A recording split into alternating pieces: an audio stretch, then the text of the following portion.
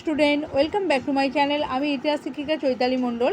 আমার চ্যানেলে তোমাদের প্রত্যেককে স্বাগত জানাই। আজকে আমি তোমাদের সঙ্গে তোমাদের তৃতীয় অধ্যায়ের একটি গুরুত্বপূর্ণ সংক্ষিপ্ত টিকা, অস্ট্রিয়ার প্রধানমন্ত্রী প্রিন্স মেটারনিকের ব্যর্থতার কারণ, অর্থাৎ মেটারনিক তন্ত্রের ব্যর্থতার কারণ কি, তার সম্পূর্ণ উত্তর নিয়ে আলোচনা করছি। আশা করি তোমরা প্রত্যেকেই উপকৃত হবে, তাই প্রত্যেককে বলবো ভিডিওটি স্কিপ না করে প্রথম থেকে শেষ পর্যন্ত দেখতে থাকো।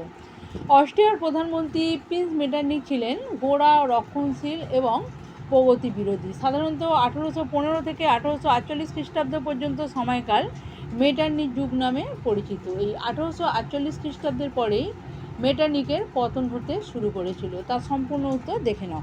অস্ট্রিয়ার প্রধানমন্ত্রী প্রিন্স মেটারনিক ইউরোপে অন্তত 3 দশক, অর্থাৎ 1815 থেকে 1848 খ্রিস্টাব্দ পর্যন্ত সাফল্যের সঙ্গে তার রক্ষণশীল নীতি কার্যকর করলেও শেষ পর্যন্ত তার নীতি ব্যর্থ হয় এবং 1848 খ্রিস্টাব্দে ফেব্রুয়ারি বিপ্লবের আঘাতে তার পতন ঘটে। এবার আমরা দেখে নেব অস্ট্রিয়ার প্রধানমন্ত্রী প্রিন্স মেটারনিকের ব্যর্থতা বা পতনের পশ্চাতে কী কী কারণ নিহিত ছিল। প্রথমেই আমরা দেখে নেব 1 নম্বর পয়েন্ট, নেতিবাচক নীতি।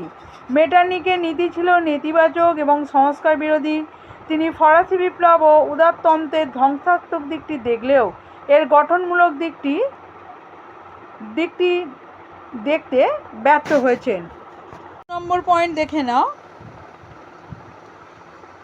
নতুন যুগের আগমন। ঊনবিংশ শতকে ইউরোপে শিল্প বিপ্লব, নগর জীবনের প্রসার, বুর্জুয়াদের প্রাধান্য প্রভৃতির ফলে নতুন যুগের আগমন ঘটে। এর সঙ্গে মেটারনিকের পুরানো নীতি মোটেই সামঞ্জস্যপূর্ণ ছিল না। এবার 3 নম্বর পয়েন্ট দেখো, যুগ ধর্মের বিরোধিতা। ঊনবিংশ শতকের শুরুতে ফরাসি বিপ্লব প্রসূত আধুনিক ভাবধারাগুলি দ্রুত গতিতে ছড়িয়ে পড়তে থাকে, কিন্তু মেটারনিক যুগ ধর্মকে উপেক্ষা করে পিছিয়ে পড়া পুরানো নীতিগুলি আঁকড়ে ধরে রাখেন। 4 নম্বর পয়েন্ট দেখো, ইউরোপের বিরোধিতা। ইউরোপের বিভিন্ন দেশ মেটারনিকের নীতি বিরোধিতা করে এই নীতি ত্যাগ করে। ইংল্যান্ড 1822 খ্রিস্টাব্দে, রাশিয়া 1825 খ্রিস্টাব্দে, ফ্রান্স 1830 খ্রিস্টাব্দে এই নীতি থেকে সরে আসে। এবার শেষ পয়েন্টটা দেখে নাও, ফেব্রুয়ারি বিপ্লব, যেটা মেটারনিকের পতনকে একদম নিশ্চিত করে দিয়েছিল। 1848 খ্রিস্টাব্দে ফ্রান্সে ফেব্রুয়ারি বিপ্লবের সময় অস্ট্রিয়ার রাজধানী ভিয়েনায় যে ছাত্র শ্রমিক আন্দোলন শুরু হয় তা ক্রমশ বিভিন্ন প্রদেশে ছড়িয়ে পড়ে। নিরুপায় মেটারনিক ইংল্যান্ডে পালিয়ে যান। এইভাবেই মেটারনিক তন্ত্রের পতন ঘটে। আজকের ভিডিওটি আমি এখানেই শেষ করছি। খুব তাড়াতাড়ি আবারও তোমাদের জন্য গুরুত্বপূর্ণ ভিডিও নিয়ে উপস্থিত হব। ভিডিওটি তোমাদের কেমন লাগলো অবশ্যই কমেন্ট বক্সে জানিও।